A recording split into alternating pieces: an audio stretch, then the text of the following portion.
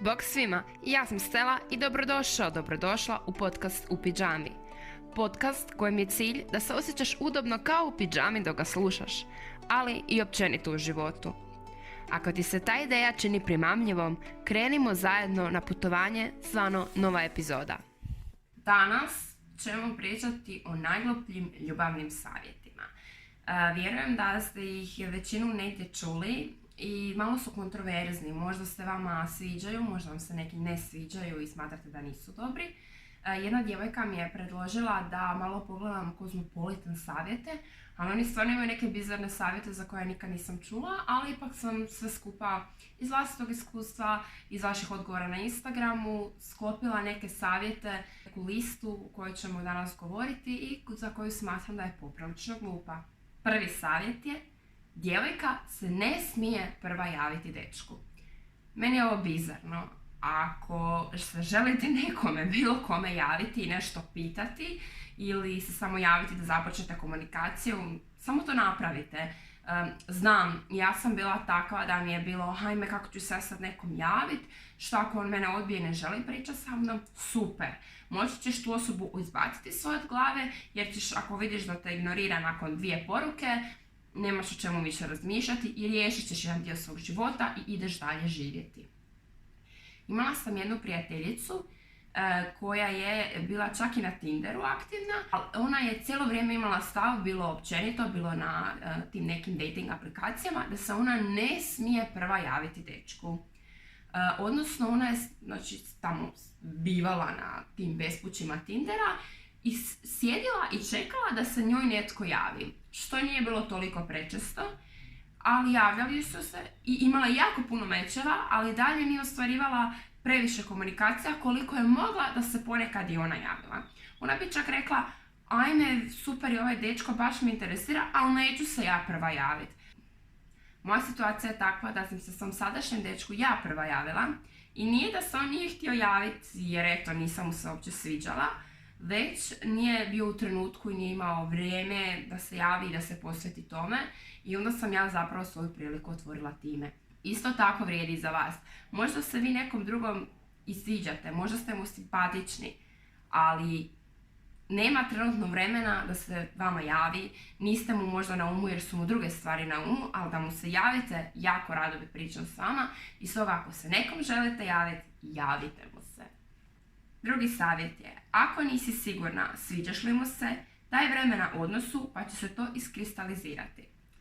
Ovo je zapravo istina jer će se iskristalizirati tako da saznaš da ništa od toga. Ovo govorim na svom iskustvu mojih prijateljica, što je dosta pozamašni broj odnosa u kojima smo mi često dvojile, sviđam li mu se, ne znam, ne daje mi jasne signale, čujemo se, ali me odbio za van. Takve nekakve priče zapravo većinom završe negativno, odnosno da stvarno se nekom sviđate, vi ćete to znati. On će biti jasan i kristalan da želi izaći s vama, da se želi čuti s vama, da se želi družiti s vama. Vi nećete morati o tom razmišljati. Ako se nekom sviđate, to ćete znati. Recimo, ponovno iz mog primjera, moj sadašnji dečko se ne voli dopisivati. Ali ja to nisam imala pojma na početku naše veze, jer ja to nisam osjetila. On se htio sa mnom dopisivati, znao da je to način komunikacije sa mnom i on je to činio, bez ikakvih problema. A inače se uopće ne voli dopisivati. I u tom je i tajna. Kad neko nešto želi, napravit će nešto i što mu nije toliko drago za vas da može ostvariti komunikaciju s vama. Treći glupi savjet je, više ćeš se svidjeti osobi ako igraš toplo-hladno. To se možda više odnosi na cure, da je jako pametno da budu hladne prema dečkima, jer će onda oni njih htjeti više osvajati, pa onda malo budu tople, ipak da pokažu da su zainteresirane, i onda dečko treba sjediti uz neku knjigu i pokušavati vaših signale pročitati.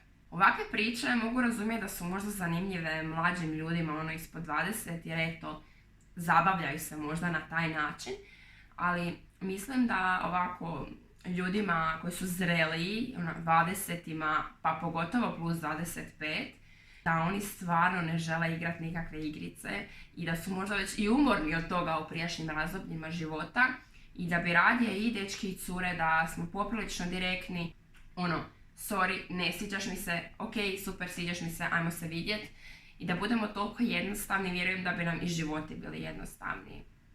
Čula sam od nekih ovako starijih dečki plus 25 da jako ne vole igrice, da ih to iscrpljuje, to toplo-hladno, čim zapravo vide da djevojka igra nekakvo toplo-hladno i da im nije jasno, automatski gube volju. Upravo zbog toga što je to nepotrebno i nekako pomalo i djetinjasto, a to nije ono što njih interesira. Ako nekako se vama sviđa igra toplo-hladno, razmislite želite li biti s osobom koja na takav način pristupa drugima i koliko je to zrelo i koliko je to na onoj razini na kojoj vi želite biti. Ovo je dosta kontroverzno, a kaže muškarac treba platiti prvu kavu. Ja se čak s ovim djelomično slažem.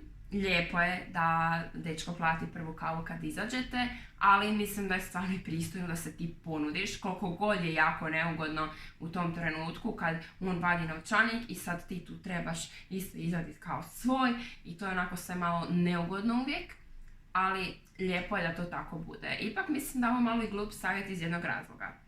Danas su spojevi dosta konzumeristički. Kad kažem da smatram da je ljubav i dejtanje postalo konzumerističko, smatram da imamo jako puno ljudi dostupno na nekoliko klikova i nakon 2-3 poruke s nekim u svom mobitelu mi možemo otići na neki dejt. Zbog toga možemo imati dosta dejtova u tjednu i znam da se to ljudima dešava, da dosta često izlaze s nekim na prvi spoj. Znači ne da dejtaju istu osobu često, nego izlaze s nekim na prvi spoj više puta tjedno. I onda se dogodi da, ako ovako gledamo da dečki uvijek plaćaju prve kave, da cure piju kave besplatno cijeli tjedan s tim dečkima, a dečki su bankomati curama koje više nikad neće vidjeti, zato jer je kao lijepo da plate prvi spoj, a opet nisu kliknuli s tom curom pa se ne žele više s njom vidjeti i tako se to ponavlja. Tako da s te strane ne mislim da je to baš fair prema dečkima. Kad smo već kod dečkiju, muškaraca plaćanja, muška osoba treba sve platiti. To mi je jako glup savjet i podsjeća me na jednu djevojku koju sam poznavala u srednjoj školi koja je imala ta dečka, znači govorimo, bili smo srednja škola, on je isto bio srednja škola i ona je smatrala da je dečko treba apsolutno sve platiti. To nema smisla jer on bio u srednjoj školi isto kao ti i živio od džeparaca roditelja. Kasnije, ako eventualno, ne znam, muškarac ima veću plaću pa želi više počastiti svoju ženu ili svoju djevojku, ok, to je vaš interni dogovor, ali da samo jedna strana sve plaća mi je stvarno onako dosta radikalno i mislim da bi dečki čak bili oduševljeni kad bi cure nekad nešto platile, jer čula sam iskustva da dečki imaju dojam da cure samo puštaju da im se plati i da su to puno puta doživjeli da cure samo dopuste da plate prvi, 5., 6., 8. put i one samo to dopuste i ni ne ponude se u najvećem broju slučajeva, što je stvarno malo pretjerano. Kad sam ja bila na jednom dejtu sa svojim sadašnjim dečkom, bili smo na samom početku i išli smo na suši. Onda znate da je račun bio malo veći i stvarno sam osjećala potrebu da platim polovicu tog računa jer sve prije dosad je on platio, pa zašto ne bi bar ovaj veliki račun podijelili. I onda on bio toliko oduševljen time što sam ja njemu uplatila 150 kuna polovicu računa, da okolo to govorio frendovima. Trebala bi biti neka malo ravnomjernija raspodjela od ovog muškarac treba sve platiti, ali ne treba ni cura sve platiti, po meni je to stvarno radikalno jedno i drugo i treba naći neki omjer kakav god vama u vezi odgovara, ali bar da je neki omjer, a ne 100% u nečiju stranu. Sljedeći savjet je važan, odnosno važno glup. Vaši problemi i svađe neka ostanu između vas. Ovo ima malo dobroga, puno lošega. Ne se može raditi o prijateljskom odnosu obitelji. Ako vi i osoba nasuprot vas sve vaše probleme i svađe držite samo između vas i jednom i drugom, to ostavlja ogromni prostor za manipulaciju, emocionalnu, fizičko nasilje, verbalno nasilje, jer vi postajete zakukuljeni u tom odnosu, izgubljeni u svojim emocijama, u vašim ponašanjima. Niste svjesni da negdje drugdje postoji neko ponašanje koje je zdravije, ako to naravno dugo traje. I nemate onog prijatelja koji bi vam rekao, čuj, pa nije normalno da ti govori takve riječi. Nije normalno da ti njemu govoriš takve riječi. To je pregrubo, nije zdravo. Kad imamo prijatelja kojem kažemo svoj problem, on nam može dati perspektivu koja je bez emocija kojih je pun naš odnos u vezi i može im dati neki savjet koji je racionalniji i koji nas može potaknuti da poboljšamo svoj odnos s drugom osobom i da odnos postaje zdraviji i bolji. Opet, zašto ljudi ovo kažu? Vaši problemi i svađe neka ostanu između vas. Pa kažu zato što kad tražimo savjet od svojih prijatelja, oni nam često mogu odgovoriti sa svog osobnog iskustva i stajališta. I to mi svi radimo, idem ti pomoći na temelju svog iskustva, na temelju svog znanja, jer ti bolje od tog ne znam pomoć. I onda možda neki savjeti budu pregrubi, budu previše subjektivni, a mi ih poslušamo i možda nisu najbolji savjeti. Ali svi griješimo. A još jedan od razloga je taj što mi svojim prijateljima zapravo najčešće govorimo probleme. One lijepe stvari koje se događaju u odnosima često preskačemo. I onda kad jednom u 30 dana dođeš prijateljici i kažeš ajme, znaš šta ovaj moj napravio, i onda dođeš do 30 dana opet i onda ispada da je stalno taj tvoj nešto loše napravio i Isuse Bože kakav je on debil. A ne govoriš da je sve ovo drugo vrijeme sve super i ne govoriš sve dobre stvari koje ti se događaju jer nemaš potrebu najčešće pričati o nekim problemima. Lijek za ovo definitivno nije da šutiš i da kad imaš neki problem ponekad ga ne podijeliš s drugima kako bi čuo nekakvo racionalnije mišljenje od svoga. Već je lijek za to da govoriš i lijepe stvari koje ti se događaju u odnosima s svojim prijateljima tako da bi oni znali da ništa nije crno-bijelo, niti je sve tako crno kao što im ti predstavljaš kad pričaš samo o problemima. Savjet, u vezi trebaš bezuvjetno voljeti. Sad kad kažem da ti je nemoguće bezuvjetno voljeti u vezi, ljudi će možda reći ajme, Isuse Bože, ali shvatimo samo što znači bezuvjetna ljubav. Tu se samo o tome radi. Bezuvjetna ljubav je ljubav bez uvjeta.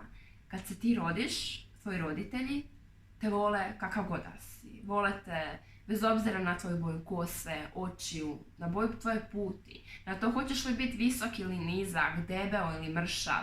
Vole te bez obzira na tvoj karakter kakav će se razviti iz tebe. Odmah kad pomislimo, ok, a što je sa ljubavnim vezama, biraju te na temelju izgleda. Biraju te prvo na temelju nečeg što vide. Možda nije samo na temelju izgleda, možda baciš neku dobru foru u društvu pa se djevojka želi tebi javiti i družiti s tobom. Ali dalje je to na temelju tvog humora. Nas drugi ljudi u odnosima, kad biramo druge ljude, znači nisu nam dani, nisu nam obitelj, već ih mi biramo na temelju onog što oni jesu. I ne možemo onda reći da je to bezuvjetno. Druge ljude biramo na temelju izgleda u vezi, kad smo u prijateljskom odnosu i na temelju ponašanja, na temelju interesa, na temelju aktivnosti koje želimo raditi zajedno. Tako biramo druge ljude. I ne možemo reći da je to onda sve bezuvjetna ljubav ako biramo na temelju nečega. Jer su to neki uvjeti koji nas privlače toj drugoj osobi. I nije to loše, jer roditelji te vole zato što jesi.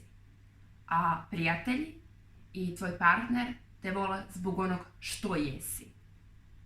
I to je zapravo jako lijepo, jer su to ljudi koji te vole zbog onog kakav si, zbog onog kako se ponašaš i zbog onog kako izgledaš ako se radi o ljubavnoj vezi.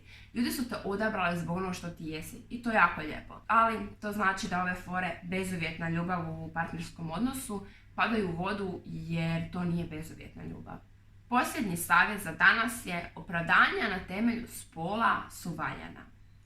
Kad mislim opravdanja, to je ono, a pusti ga muško je, a pusti ga žensko je. Recimo, neće te dečko odvesti na spoj, nije ti kupio poklon, pusti ga muško, on ti nema smisla za to, pusti to. Ili ne znam, radi se o djevojci, ajme sva je živčana, pusti ju, šta ćeš rješavati probleme s njom, ona je takva. I tu ulazi se žene su emotivnije, muškarci su drski, pa je normalno da žena plače, a muškarac viče na nju jer su to osobine njihovih spolova. To su gluposti i trebate sami znati koje su vama granice prihvatljive i što je za vas normalno. Ali nije normalno da kažemo, pusti ga jer je on cura ili dečko.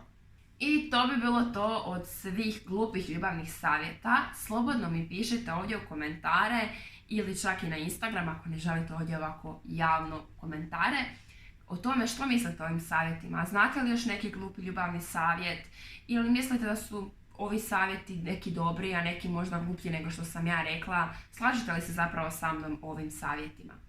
Svakako me zapratite na Instagramu Stella_piše kako bi bili upućeni u dalje teme mojih podcasta i kako bi i vi sudjelovali u kreiranju istih. Hvala vam na slušanju i gledanju ovog podcasta. Subscribeajte se na moj kanal, komentirajte i lajkajte ovaj video kako bi došao do što više ljudi i slušamo se i dalje u novom podcastu, a čitamo se na mom Instagramu. Bok!